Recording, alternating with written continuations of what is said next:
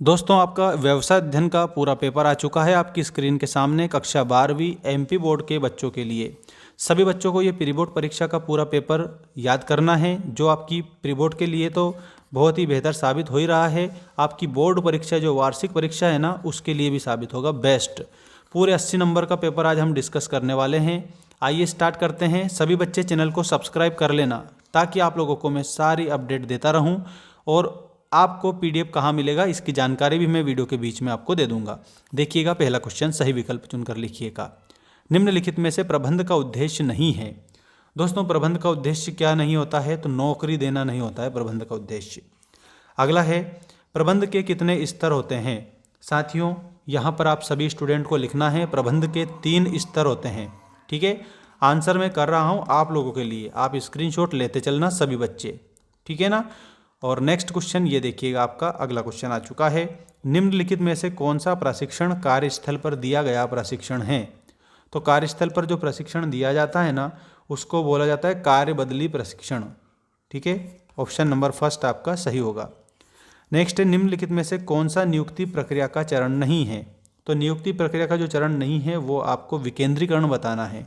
ठीक है, ये नियुक्ति प्रक्रिया का चरण नहीं होता है। ऑप्शन नंबर डी आपका सही उत्तर हो जाएगा। इसके बाद में आपका अगला क्वेश्चन ये रहा, देखिएगा, स्थायी संपत्ति क्या शामिल नहीं है? स्थायी संपत्ति में स्टॉक शामिल नहीं होता है, ये आप लोगों को आंसर करना रहेगा। ठीक, अगला देखिए, विपणन व्यय भार किस पर होता है? तो विपणन व्यय भार किस पर होता है? उपभोक्ताओं पर होता है। तो यहाँ पर उपभोक्ताओं पर, ऑप्शन नंबर डी आपका आंसर सही हो जाएगा। दोस्तों, आप लोगों को मैं एक बात बता देता हूँ कि इसका पीडीएफ आपको मिलेगा हमारे मेंस एजुकेशन ऐप पर। ऐप की लिंक मैंने डिस्क्रिप्शन में डाल दी है। पीडीएफ के साथ साथ आपको सारे नोट्स मिलेंगे। इसके अलावा वीडियो लेक्चर भी देखने को मिलेंगे। महामैराथन क्लासें वहाँ पर मैंने लगा रखी है। पीडीएफ आप लोगों को मिल जाएगा ऐप को डाउनलोड करके, और आप बिजनेस स्टडी व्यवसाय अध्ययन का कोर्स परचेस कर सकते हैं। वहाँ पर आपको सब कुछ मिलेगा। ठीक है, ध्यान रखिएगा, और वो भी 199 में। रिक्त स्थानों की पूर्ति कीजिएगा। पहला क्वेश्चन है, फेयोल के सिद्धांत विशेष परिस्थितियों में लागू होते हैं, जबकि टेलर के सिद्धांत होते हैं। तो दोस्तों, टेलर के सिद्धांत वैज्ञानिक विशिष्ट होते हैं। ठीक है, तो यहाँ पर आप लोगों को याद रखना है। तो आंसर में क्या आएगा? सभी बच्चे, एक बात मैं बताता हूँ आप लोगों को, जो मैं कह चुका हूँ कि दोस्तों पूरे नोट्स हम आप लोगों को दे रहे हैं, तो आप ऐसे टेंशन मत लीजिएगा, कोई समस्या वाली बात नहीं है। ठीक है, तो याद रखना आप तो, ठीक है ना। हाँ, ओके ओके, कोई बात नहीं। हाँ, अब मैं बता रहा हूँ आप लोगों को, इसमें फेयोल के जो सिद्धांत है विशेष परिस्थिति में लागू होते हैं, जबकि टेलर के सिद्धांत क्या है? वैज्ञानिक या विशिष्ट होते हैं। इसमें आपको लिखना है वैज्ञानिक या विशिष्ट, ये लिखना है इसमें। नेक्स्ट देखो, गति का अध्ययन करते समय का उपयोग किया जाता है। तो गति का अध्ययन करते समय स्टॉप वॉच का अध्ययन उपयोग किया जाता है। तो इसमें आपको क्या लिखना है? स्टॉप वॉच लिखना रहेगा। ठीक है, स्टॉप वॉच। अगला देखिएगा, सरकार द्वारा समय समय पर पारित कानून और कानूनी संशोधन का संबंध परिवेश से है। कौन से परिवेश से है? तो ये विधिक परिवेश से है, याद रखिएगा, विधिक अर्थात कानूनी परिवेश से है। नियंत्रण से, तो याद रखिए, नियंत्रण से प्रमाप एवं वास्तविक प्रगति के विचलन का ज्ञान होता है। प्रमाप एवं वास्तविक,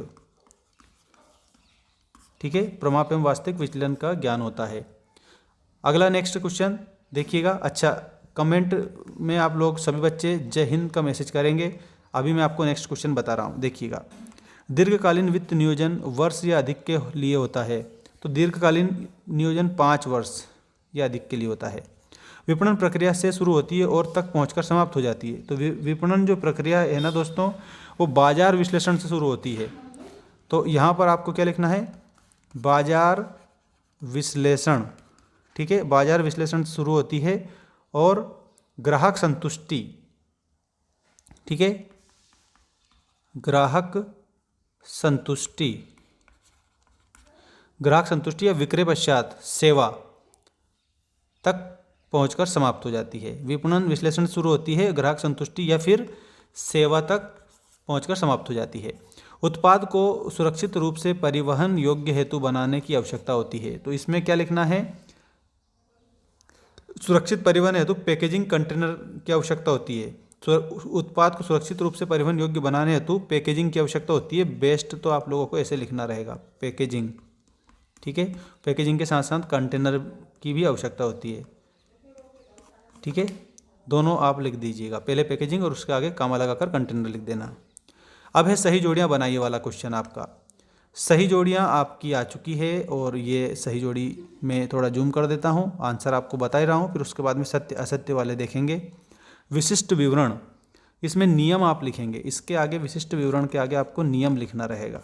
नेक्स्ट है संख्यात्मक योजना, तो संख्यात्मक योजना के आगे आपको बजट लिखना रहेगा। ठीक, इसके बाद साक्षात्कार, तो मौखिक जांच है साक्षात्कार, तो साक्षात्कार के आगे आपको मौखिक जांच लिखना रहेगा। ठीक है, मैं लिख देता हूँ, आप नोट कर लेना अच्छे से। इसके बाद में प्रशिक्षण, प्रशिक्षण जो दिया है ना उसके आगे विशिष्ट ज्ञानों में वृद्धि लिखना रहेगा। ठीक है, विशिष्ट ज्ञान में वृद्धि।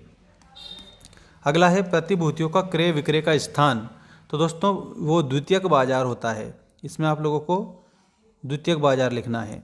और केवल प्रतिभूतियों का क्रय का स्थान होता है, उसको हम क्या कहते हैं, केवल प्रतिभूतियों का तो होता है प्राथमिक बाजार। ठीक है, इसमें आपको प्राथमिक बाजार लिखना रहेगा। ठीक है, प्राथमिक बाजार आप लोगों का आंसर इसमें हो जाएगा करेक्ट, प्राथमिक बाजार से मिला देना। स्क्रीनशॉट ले लो इसका। अब मैं आगे बढ़ रहा हूँ, एक शब्द एक वाक्य वाले बताऊंगा आपको सत्य असत्य के जस्ट बाद में। ठीक है, पहले हम सत्य असत्य देख लेते हैं। देखिएगा, विकेंद्रीकरण में अधीनस्थों द्वारा निर्णय लिए जाते हैं, तो दोस्तों इसमें आप लोगों को क्या लिखना है, सत्य लिखना रहेगा, ये आपका बिल्कुल सही है। अगला है कार्यात्मक संगठन की रचना कार्यों पर आधारित होती है, तो इसमें भी आप लोगों को क्या लिखना रहेगा, इसमें भी आप लोगों को सत्य लिखना है। नेक्स्ट देखिएगा, संप्रेषण मौखिक अथवा लिखित हो सकता है, ये भी बात सही है, मौखिक भी हो सकता है लिखित भी हो सकता है, सत्य। वित्तीय प्रबंध की उपयोगिता अंशधारियों के लिए नहीं होती है, तो ये बात इसमें आपको असत्य लिखना है, क्योंकि वित्तीय प्रबंध अंशधारियों के लिए भी होता है, असत्य लिखें इसमें। सेबी की स्थापना निवेशकों के हितों की रक्षा और सुरक्षा के लिए की गई है, तो दोस्तों ये बात आप लोगों को सही लिखना है। ठीक है, सेबी का मुख्यालय मुंबई। अगला देखिएगा, सरकार से रजिस्ट्रेशन हो जाने के बाद ब्रांड एक ट्रेडमार्क बन जाता है, बिल्कुल सही बात है, ब्रांड जो है वो क्या बन जाता है, ट्रेडमार्क बन जाता है। ब्रांड का मतलब होता है विशिष्ट पहचान। ठीक है, ये भी थोड़ा ध्यान रख लेना, अगर आपसे पूछे तो क्या बताएंगे, विशिष्ट पहचान बताएंगे। अब आप इसका स्क्रीनशॉट ले लो। अब एक शब्द एक वाक्य वाले उत्तर में आप लोगों को बता रहा हूँ। देखिएगा यहाँ पर आपका पहला एक शब्द एक वाक्य वाला उत्तर, संगठन के लाभ में कर्मचारियों को हिस्सा देना कौन सी अभिप्रेरणा है, तो दोस्तों यहाँ पर आप लोगों को मैं बताता हूँ क्या करोगे आप सभी स्टूडेंट, इसमें वित्तीय मौद्रिक अभिप्रेरणा है। ठीक है, यहाँ पर लिख दीजिएगा वित्तीय, या में आपकी मात्रा नहीं आएगी, थोड़ा वित्तीय या मौद्रिक अभिप्रेरणा।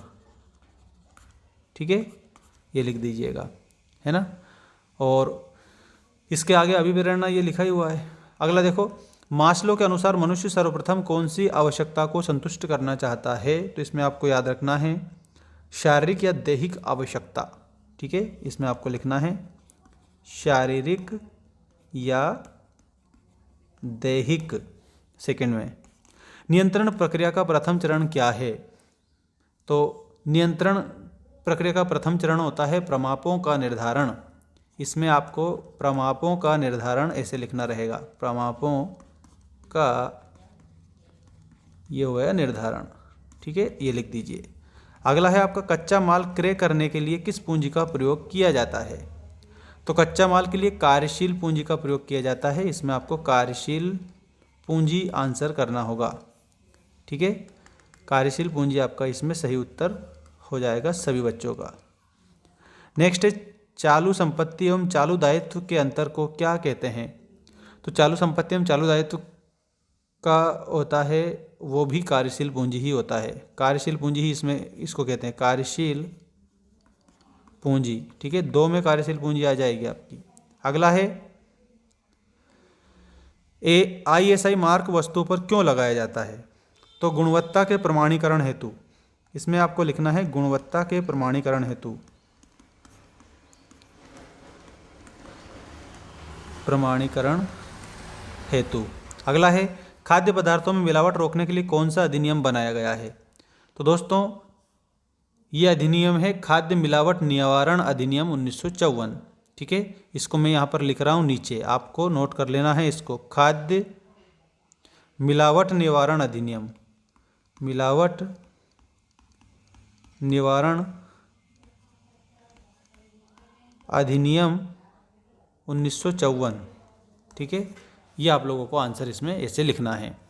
इसके बाद में आपको सेट सी आपको बताऊंगा, और बाकी सभी का पीडीएफ आपको हमारे ऐप पर मिल जाएगा। कोर्स आप परचेस कर लीजिएगा, कोई सा भी क्लास 12th का। ठीक है, और दिक्कत परेशानी समस्या है तो मुझे इंस्टाग्राम पर मैसेज कर देना, मैं आपको बता दूंगा, गाइड कर दूंगा इंस्टा पर।